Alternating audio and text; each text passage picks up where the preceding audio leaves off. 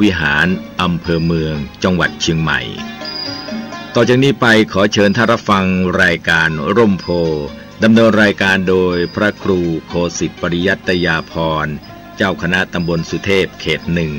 เจ้าอาวาสวัดป่าแดงมหาวิหารอำเภอเมืองจังหวัดเชียงใหม่จัดเสนอโดยกองทุนพระเจ้าติโลกราชกองทุนเพื่อการเผยแผ่ธรรมะและส่งเสริมการศึกษาของพระภิกษุสามเณรเด็กและเยาวชน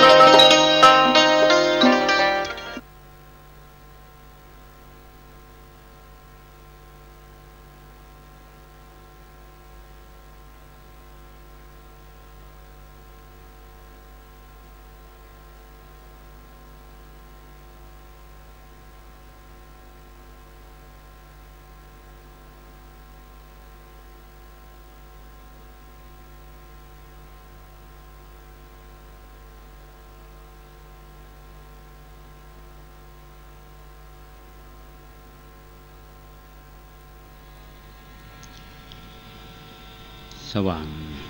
นอกโดยแสงไฟสว่างในโดยแสงธรรมเจริญสุขท่านผู้ฟังทุกท่านวันนี้ก็ปากกับรายการร่มโพทางสถานีวิทยุสาธารณะจังหวัดเชียงใหม่ FM 92.25 เมกะเฮิรตซ์ รายการนี้นำเสนอแก่ท่านผู้ฟังทุกวันเสาร์และวันอาทิตย์นำเสนอโดยกองทุนพระเจ้าติโลกราชกองทุนเพื่อการเผยแผ่ธรรมและส่งเสริมการศึกษานำเสนอสาระธรรมซึ่งเป็นคำสอนในทางพระศาสนาพร้อมข่าวคราวของทางคณะสงฆ์ตลอดจนถึงความเคลื่อนไหวของชุมชนนำเสนอแก่ท่านผู้ฟังโดยกองทุนพระเจ้าติโลกราชก็ถือว่าเป็นกิจกรรมส่วนหนึ่งซึ่งเป็นไปตามวัตถุประสงค์ของกองทุนก็คือการเผยแผ่ธรรมแก่พี่น้องท่านสาธุชนท่านผู้ฟังทุกท่านวันนี้ก็ต้องขออภัยกับท่านผู้ฟังที่เข้ารายการจะช้าไปหน่อยก็โดยเหตุว่ามีภารกิจที่ต้องปฏิบัติและประกอบกับว่าระยะวันนี้สภาพอากาศบนวัดประแดงเฮานี่ก็มีอากาศร้อนมากทีเดียวนะก็ทำให้การทำกิจกรรมต่างๆก็บ่สะดวกต่อใดแต่ว่าก็พยายามที่จะปรับตัวพยายามที่จะดูแลตัวเองถ้าหากว่าสุ่มเสียงวันนี้อาจจะบดีเท่าที่ควรอาจจะประใสเพราะหลังๆนี้เสียงบ่ค่อยใสนะครับก็ด้วยเหตุหลายประการว่าจะเป็นเรื่องของสุขภาพเรื่องของอากาศนะครับดังที่ท่านทั้งหลายได้รับทราบว่าสภาพอากาศในจังหวัดเชียงใหม่เฮาในวันนี้ก็เป็นที่รู้กันนะครับสาเหตุของการมีหมอกควันมีสาเหตุอันหนึ่งที่เขาบอกว่ามีการเผาป่าขนาดถึงผู้นำประเทศไทยเฮาเนี่ยจะมีการ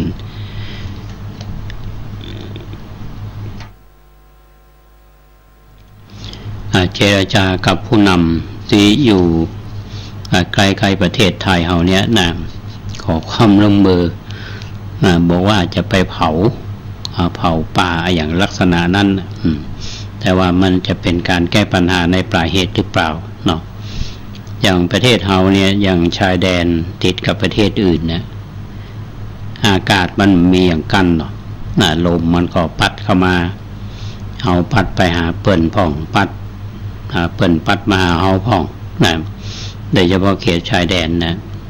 บ้านเปิ้นอาจจะมีการเผาป่ากันบ้านเฮานี่ก็ห้ามกันว่าผิดกฎหมายแล้วแก้ปัญหากันอยู่เนาะฉีดน้ำกันพ่องผู้นำแต่ละแห่งก็ขวนขวายกันอยู่ที่จะแก้ปัญหานี้นี่ก็เป็นเรื่องที่เฮาประสบภาวะกันอยู่ทางแพทย์ก็ดีทางผู้เชี่ยวชาญก็ดีเพราะว่าปัญหาที่เกิดเนี่ยมีผลกระทบต่อคนอาจจะทำให้เป็นโรคหลายๆโรคอย่างหลายท่านนี่ครับ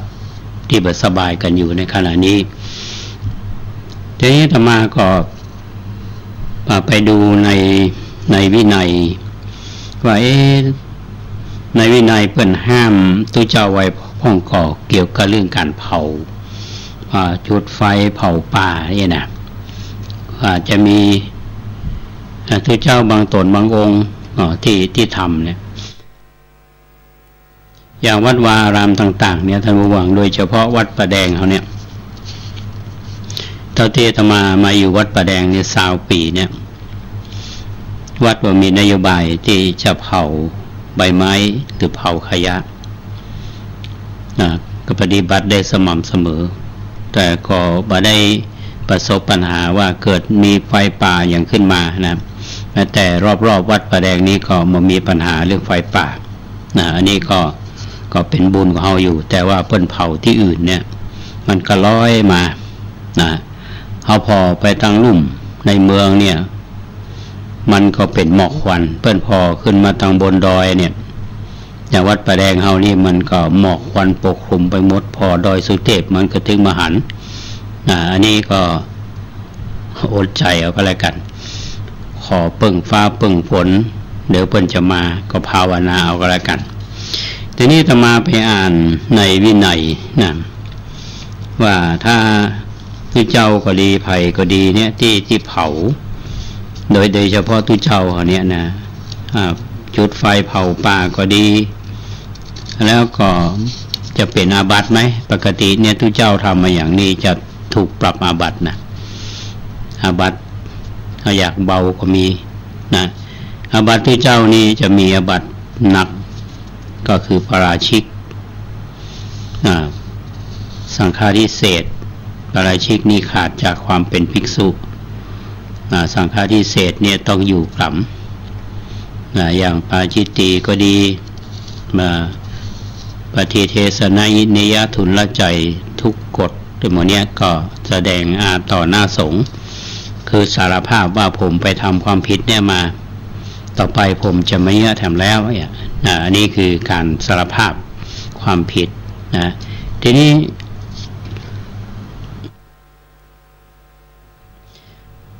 มี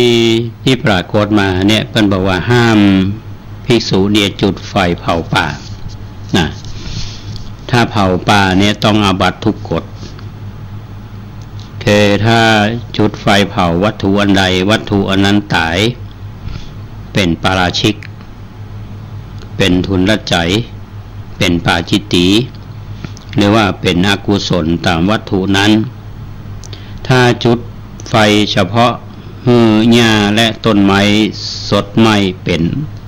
อาบัติปาจิตติจุดเป็นเครื่องทัศนูปกรณ์ชิบหายก็เป็นอาบัติทุกกฎจุดโดยใหม่จะเล่นคือเล่นจุดไฟเอาม่วนๆเนี่ยหันมันลุกแล้วม่วนดีนะตบมือปับปับให้นะเหมือนกับมีในคลิปที่เป็นปรากฏอยู่มีชาวต่างดาวเนี่ยไปจุดไฟเป็นข่าวว่าโดนเพิ่นยับหรอเนาะอันนี้อย่างทุกเจ้าเฮานี่ถ้าไปจุดเล่นๆนี่ก็เพิ่นก็ปรับอาบัติทุกกฎท่านผู้ฟังอาบัติทุกกฎที่เบาอยู่นะหันไฟที่ชาวบ้านชาวป่าจุดหรือว่าไฟที่มันเกิดขึ้นเองเนี่ยเข้ามาถึงหรือว่าจะทำแนวกันไฟเพื่อบ่ให้กุฏิที่มุงด้วยหญ้านี่ชิบหายโดยจุดไฟรับไว้ก็ดีแต่ว่าทำการกางกั้นหรือว่าถากพื้นเมืองเขาเรียกว่าแขวดเนาะแขวดไฟขุดคูไว้รอบกุฏิก็ดีทำว่ารอบกุฏินี่คือว่ากุฏิที่ทำมุงด้วยหญ้าท่านผู้ฟังกุฏิที่อยู่ป่าเนี่ยหรือว่าเนี่ยจะได้ให้ไฟมาได้เจือและดับลงเองก็ดีจะทำอย่างนั้นก็ควรอยู่มันว่านะครับทำกันทั้งปวงนี้เมื่อมีไฟติดขึ้นแล้วก็จึงควรเมื่อไฟยังบ่ติดขึ้นพึงอนุปสัมบันทำนั่นก็หมายว่าทุกเจ้าเนี่ยเอาไปจุดไฟเผาก็ถึงมาได้ไปทำนี่ก็ถึงมาได้นะครับอนุปสัมบันก็หมายว่าสามเณรก็ดีโยมก็ดีไปแขวดนี่นะนี่ห้ามไปนะถ้าหากว่าถ้าจะมีการดับไฟเนี่ยเอาน้ำไปดับไฟแล้วก็ต้องพอตัวว่าในน้ำมีตัวสัตว์ไหมถ้ามีตัวสัตว์ก็ต้องอาบัติทำไมนี่คือความรอบคอบนะเรื่องของวินัยที่ให้พระเฮาปฏิบัติเนี่ยโดยเฉพาะในช่วงนี้ที่ว่าจะเอาน้ำไปหดไฟนี่ก็น่าจะเขี่ยมพ้องกันเนาะบนวัดประแดงนี่หญ้าแห้งมา2 อาทิตย์ละ เหี่ยวมดเพราะว่าขอเทศบาลก็ถ้าจะลืมก็2 อาทิตย์ละพระผู้บริหารเป็นวันศุกร์วันเสาร์วันอาทิตย์ก็หยุดทำละก็แห้งพยานวัดประแดงวันนี้ก็จึงอากาศก็ ฮ้อนผิดปกติตัวนะเนี่ยถ้าทางเทศบาลได้ยินวิทยุฝ่ายได้ยินกระซิบบอกหัวหน้าการกับเนาะฝ่ายป้องกันเรื่องป้องกันบรรเทาสาธารณภัยเนี่ยก็คือเจ้าหน้าที่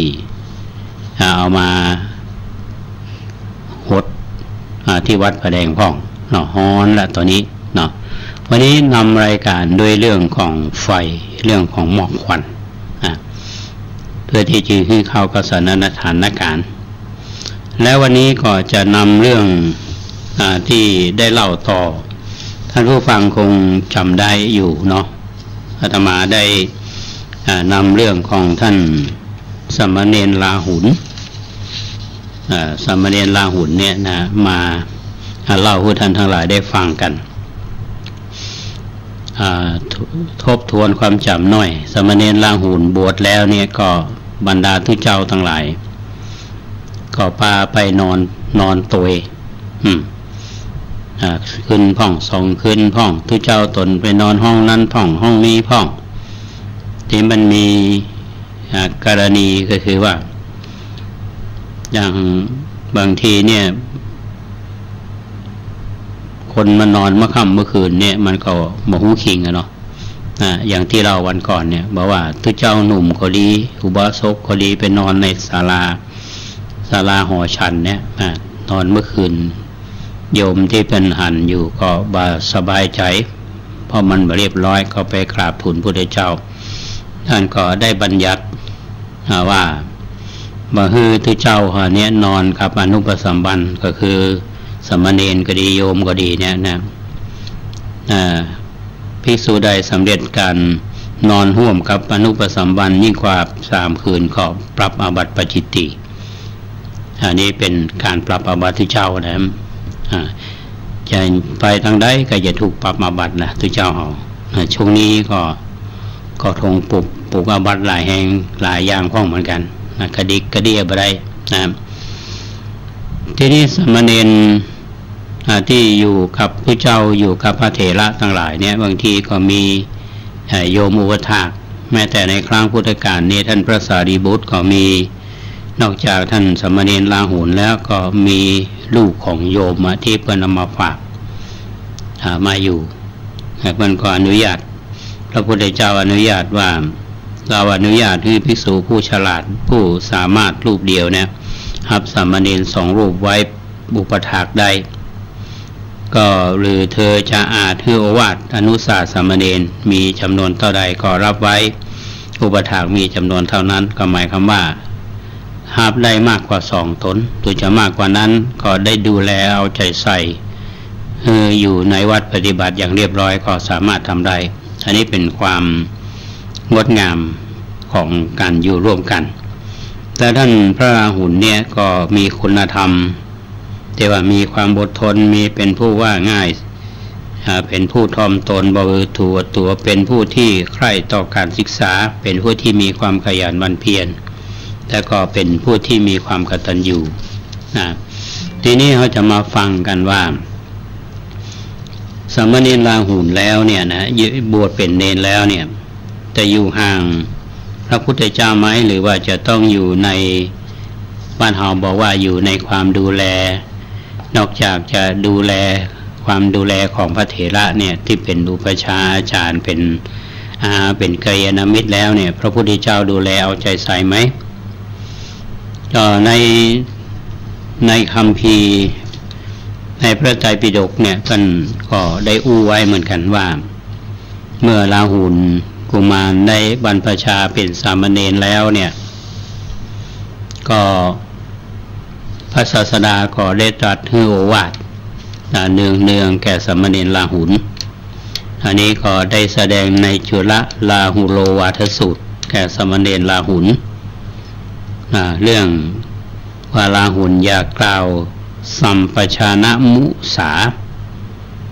แม้เพื่อจะเล่าโดยความเป็นเด็กเลย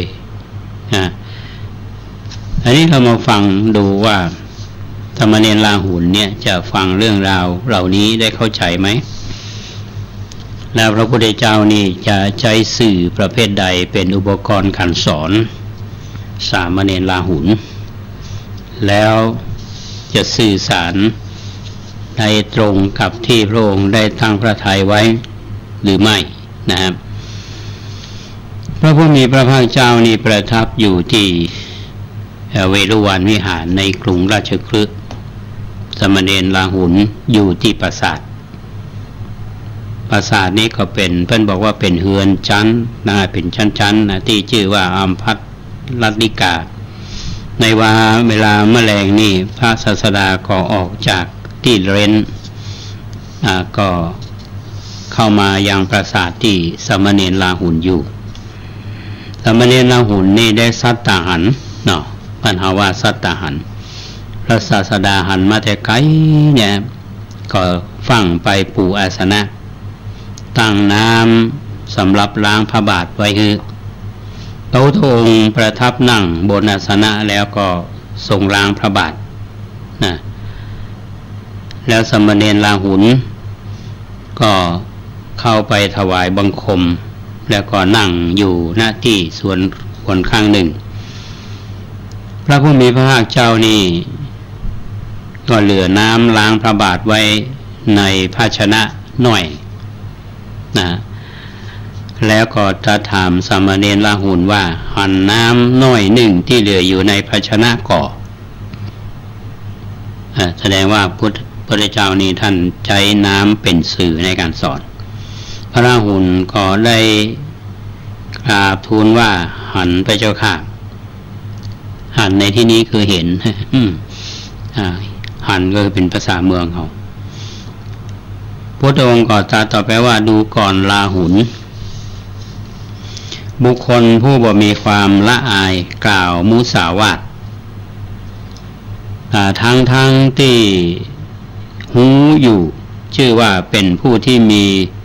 คุณธรรมของสมณะน้อยเหมือนน้ำที่เหลืออยู่น้อยหนึ่งนี้พระศาสดาก็เทน้ำที่เหลืออยู่น้อยหนึ่งแล้วก็ตรัสถามสามเณรราหุลว่าเธอหันน้ำน้อยหนึ่งที่เฮาเทเสีย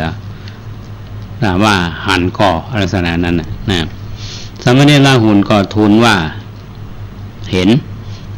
แล้วก็ตรัสว่าคุณความเป็นสมณะของบุคคลผู้ที่บ่มีความละอาย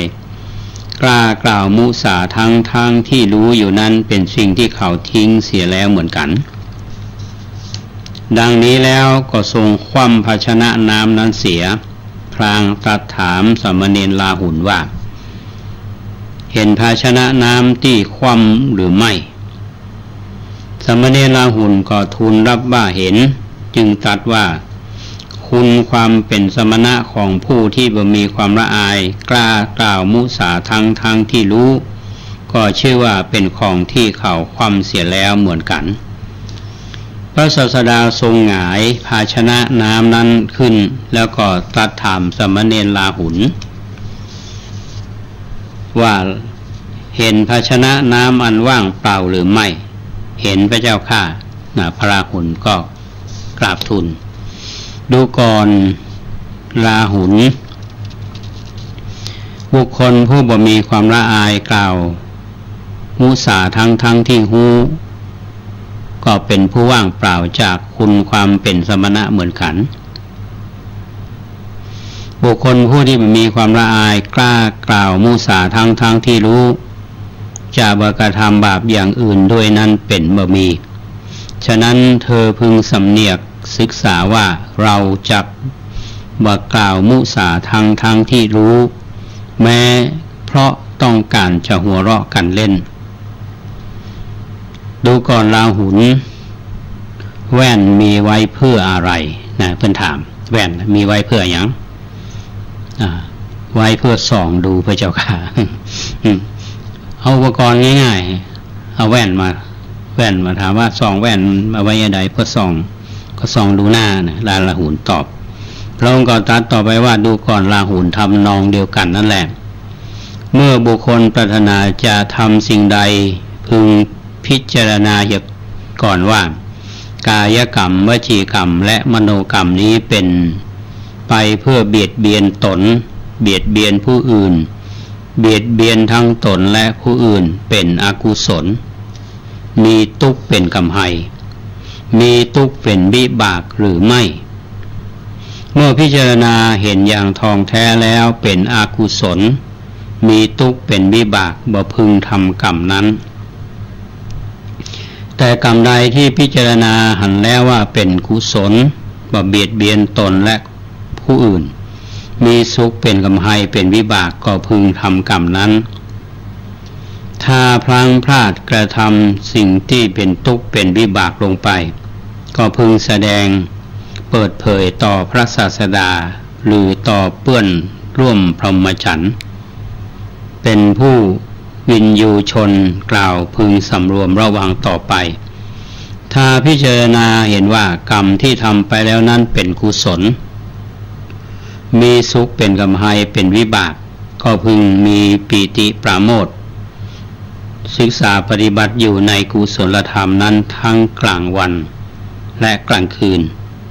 ดูก่อนราหุลสมณพราหมณ์ทั้งในอดีต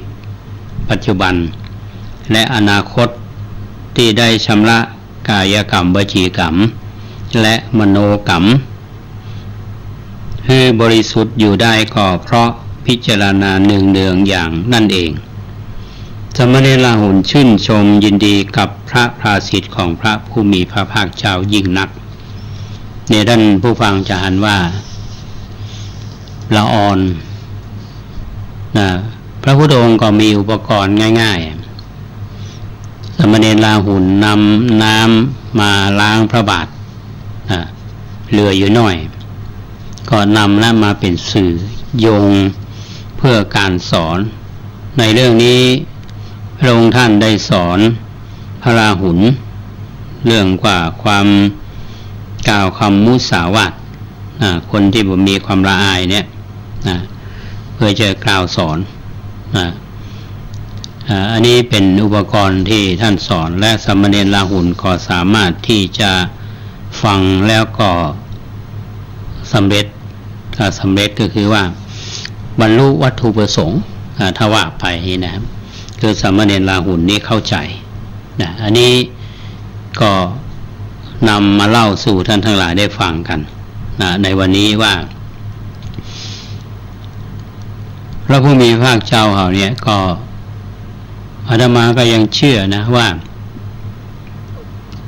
การที่นำพระราหุลเข้ามาบวชเป็นสามเณรเนี่ยส่วนลึกๆจริงๆนั่นก็คือต้องการความใกล้ชิดตอนหนึ่งที่พระนางยโสธราที่ให้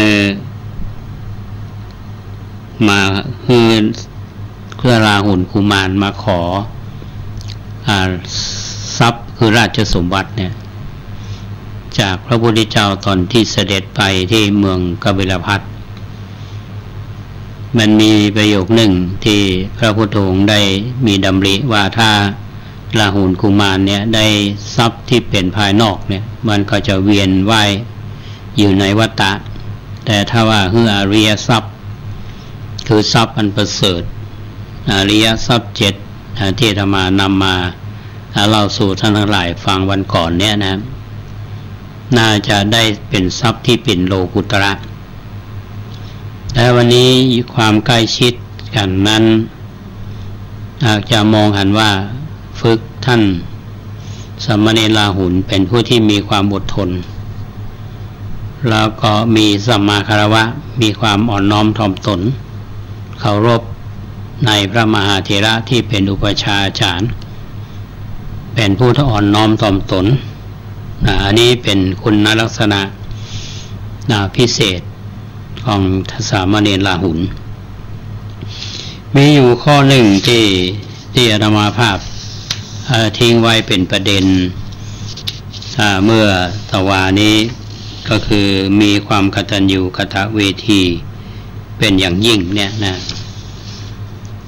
ก็มีอยู่ต่อหนึ่งนะแสดงความกตัญญู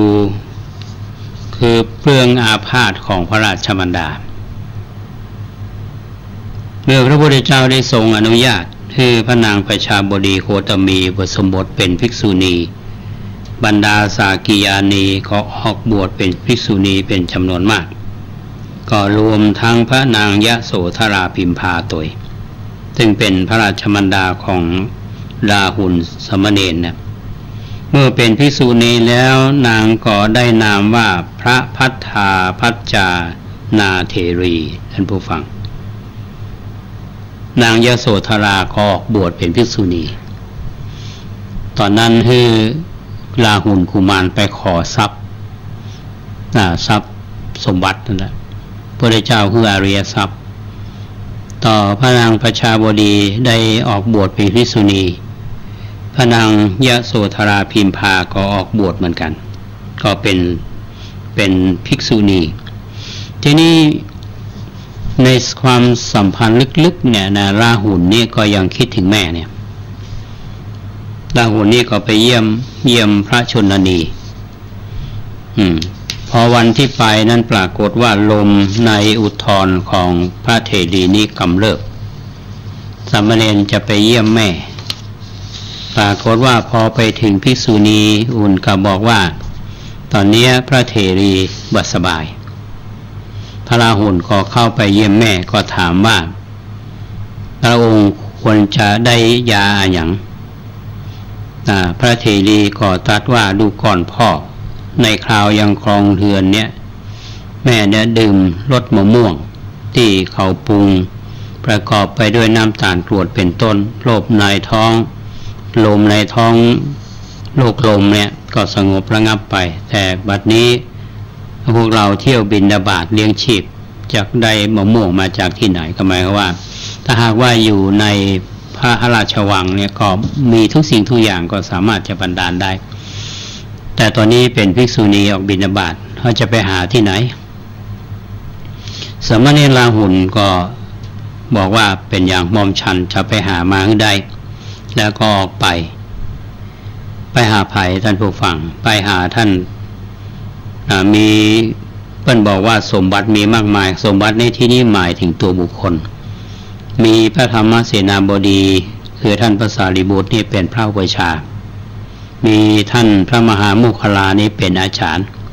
มีท่านพระอานนท์เป็นอามีพระสัมมาสัมพุทธเจ้าเป็นบิดาก็เมื่ออย่างนั้นก็บอกไปสำนักอื่นไปไหนกันไปสำนักของอุปัชฌาย์พระอุปัชฌาย์ก็คือใครคือท่านพระสัมมาเสนาบดีเศรษฐาริบุตรก็ไปยืนหน้าเศร้าอยู่ท่านพระสารีบุตรก็ถามว่าเนนเป็นอย่างสมัยหน้าเศร้าอีกสมณเณรราหุลก็บอกว่าหลวงพ่อเนาะไทยเป็นภาษาบ้านเฮาไว้บอกว่าโรคลมในท้องของพระเถรีผู้เป็นบรรดาของกับผมเนี่ยมันกำเริบพระสารีบุตรก็จะให้ช่วยจะได้สมณเณรราหุลก็เล่าให้ฟังว่าถ้าหากว่าได้ฉันน้ำมะม่วงที่ปรุงรสประกอบด้วยน้ำตาลกรวดก็จะหายพระสารีบุตรในฐานะที่เป็นพระอุปัชฌาย์เนี่ยก็บอกเป็นอย่างเธอจะไปคึดนักพอวันพุธเนี่ยท่านพระสารีบุตรก็ไปป่าเนนไปนั่งในโรงฉันแล้วก็ไปที่พระราชวังพระเจ้าประเสนที่โกศลหันพระสารีบุตรมานั่งในขณะนั้นก็เป็นเวลาที่นายอุทยานบานแนะนำมะม่วงหวานที่สุดทั้งพวงเนี่ยจำนวนหนึ่งมาถวายพระเจ้าประเสนที่โกศลก็ทรงปอกมะม่วงปอกเปลือกแล้วก็ใส่น้ำตาลกรวดขยำลงไปแล้วก็ขยำโดยพระหัตถ์แล้วถวายพระสารีบุตรจนเต็มบาตรพระสารีบุตรรับแล้วก็ไปที่หงฉันก็มอบคือกับสามเณรราหุลสามเณรราหุลก็นำไปถวายพระราชมารดาพระราหุลก็พระเถรีได้บริโภคก็โรคลมก็สงบทีนี้ก่อนสร้างความแปลกก็จากสังเกตของพระเจ้าเป็นเสนาธิโกศลเนี่ยว่าเป็นจะใดพระสารีบุตรมานั่งฉันมะม่วงปกตินะครับแล้วจะฉันทันทีคนก็ถ่อมไป ตัวก้นเนาะบ้านเฮาว่าก็ทราบว่าพระสารีบุตรเนี่ยนำม่วงเนี่ยไปถวายไปให้สามเณรลาหุนแล้วก็นำไปให้พระชนนีได้ฉันเมื่อทราบความจริงเนี่ยพระเชนจิโกศลก็บอกว่าพระศาสดาเนี่ยถ้าอยู่ครองเรือนเนี่ยก็จะได้เป็นพระเจ้าจักรพรรดิสามเณรลาหุนก็จะได้เป็นขุนพลแก้วพระเทรีก็จะได้เป็นนางแก้วราชสมบัติในสากลจักรวาลเนี่ยก็จะเป็นของท่านเหล่านี้ควรที่เราจะพึงอุปถากบำรุงท่านเหล่านี้บัดนี้เราบ่ควรประมาทในท่านเหล่านั้น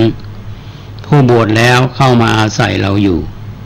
ก็นับตั้งแต่นั้นเป็นต้นมาพระเจ้าเปรตเสนาธิโกศลก็รับสั่งถวายรสมะม่วงแก่พระเทรีเป็นประจำในตรงนี้ก็ที่บอกว่า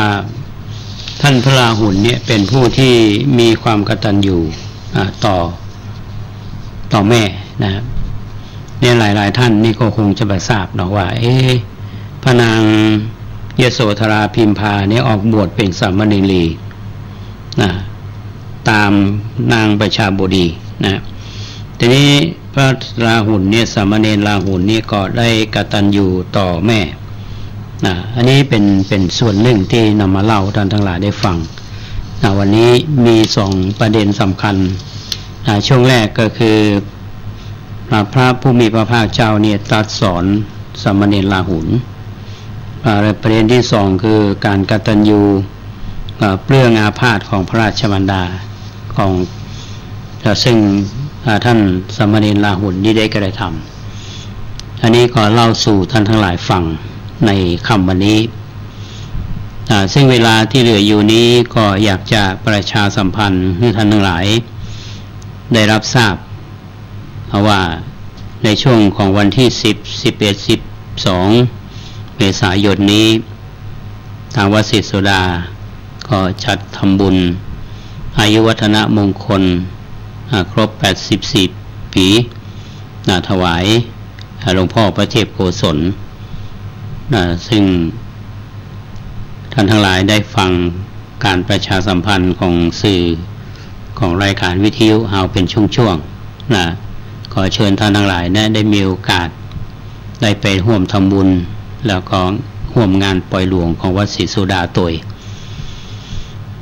ส่วนในวันที่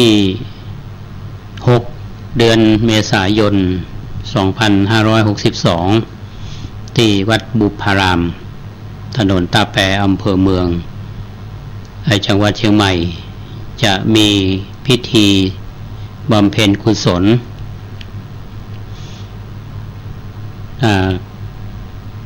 ครบ3 ปีแห่งการมรณภาพของพระเดชพระคุณพระเจ้าคุณพระเทพวิสุทธิคุณอดีตเจ้าวาดวัดบุพารามอดีตที่ปรึกษาเจ้าคณะจังหวัดเชียงใหม่และอดีตเจ้าคณะจังหวัดเชียงใหม่คณะสงฆ์และคณะศรัทธาวัดบุพารามซึ่งมีท่านพระมหาดวงรัตน์ทิฏฐรัตโนท่านเจ้าวาดเป็นประธานดำเนินการก็แจ้งผ่านรายการมาว่าจะมีการทำบุญเนาะช่วงเช้า8 โมงนี้พระภิกษุสามเณรวัดบุพารามสวดมาติกาบังสุขุนแล้วก็คารวะรูปเหมือนของพระเดชพระคุณพระเจ้าคุณพระเทพวิสุทธิคุณเวลา11 โมงก็ถวายภัตตาหารเพลแด่พระสงฆ์สามเณรตอนแมลงทุ่ม1เนี่ยก็จะมีการสวดพุทธมนต์ธรรมจักรขออภัยสวดพุทธมนต์ธรรมนิยามสูตรเพราะฉะนั้นก็ขอเชิญชวนบรรดาพี่น้องท่านสาธุชนที่มีความเคารพรักในตัวของพระเดชพระคุณและบรรดาศิษย์ของวัดบุพารามทุกท่านร่วมพิธีโดยพร้อมเพรียงกันในวันที่6 เมษายน 2562ก็ต้องขออนุโมทนาบุญกับบรรดาพี่น้องศรัทธาสาธุชนที่ได้ร่วมบุญสมทบในโครงการจะสร้างประปาภูเขา ถวายที่พักสงฆ์ห้วยเมืองน้อยอำเภอปายจังหวัดแม่ฮ่องสอนซึ่งท่านพระอุปการอัตตทันโตซึ่งเป็นศิษย์วัดประแดงเฮาเนี่ยนะท่านก็ไปปฏิบัติธรรมในป่าห่างจากหมู่บ้านประมาณเกือบ10 กิโลก็มีปัญหาเรื่องน้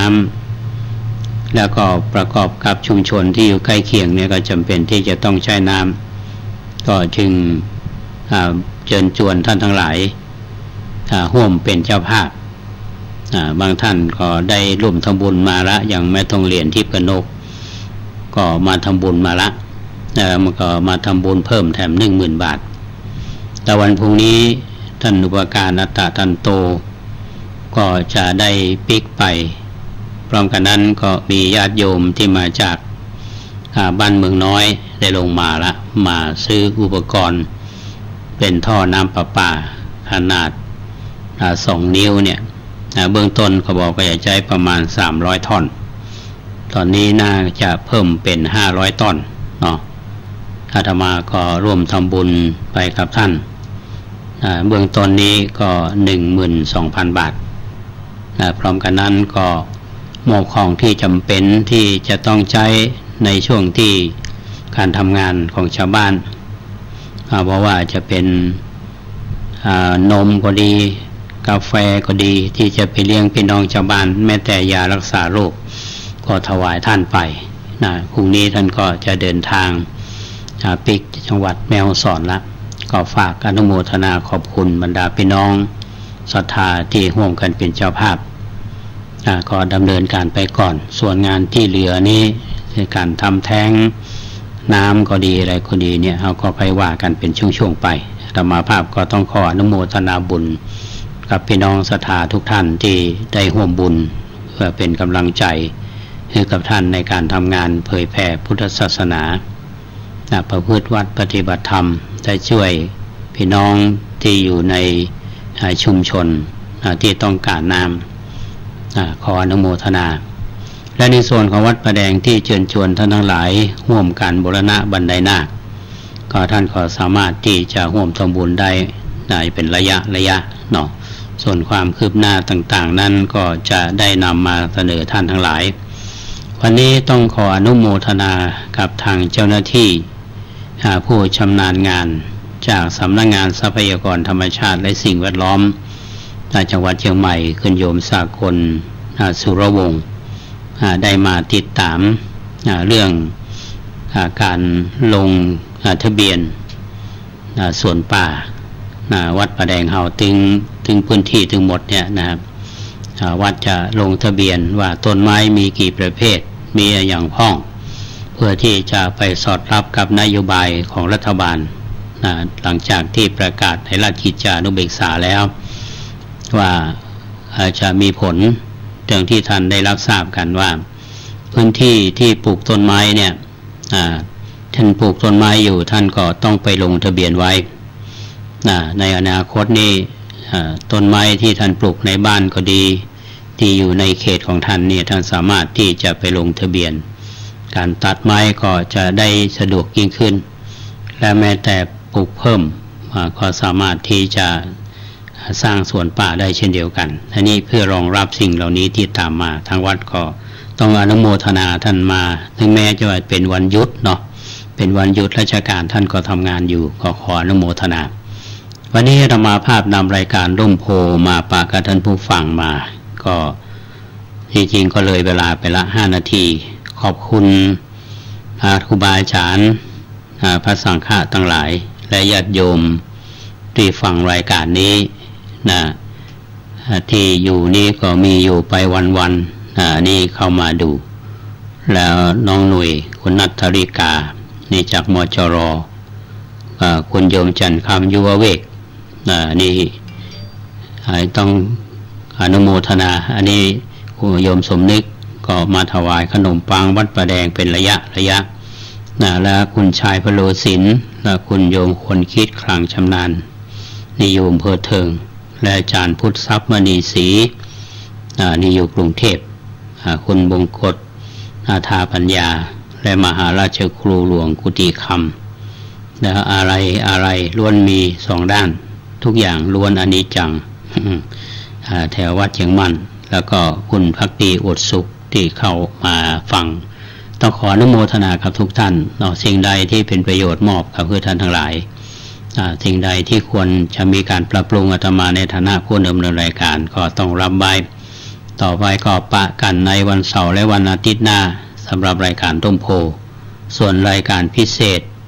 ที่จะมีอยู่สถานีวิทยุฮาวฮอนก็หาเวลาอันเหมาะสมจะมาปะกับท่านผู้ฟังบางทีอาจจะเป็นช่วงเช้าบางทีอาจจะเป็นช่วงบ่าย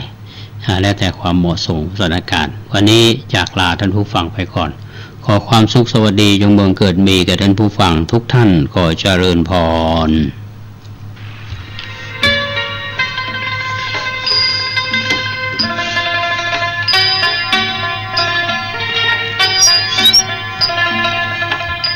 ที่ท่านได้รับฟัง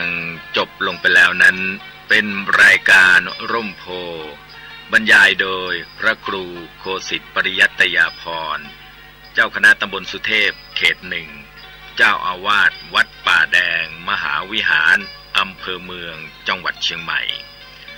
ท่านจะติดตามรับฟังรายการนี้ได้เป็นประจำในเวลานี้